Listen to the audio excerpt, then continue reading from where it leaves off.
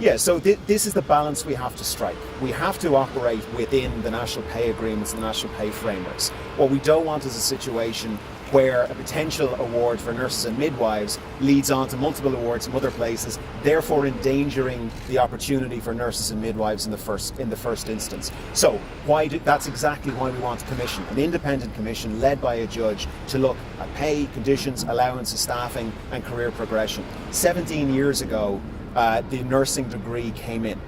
Over the last 17 years, the profession has changed hugely. So clinical responsibility, skills, all of these things have increased, and yet this disparity still exists with some of the allied health professionals. So it's exactly why we want a commission, to be able to address the concerns and seize the opportunities. There's many opportunities there to reform the profession, whilst trying to stay within the national pay framework. We think it can be done.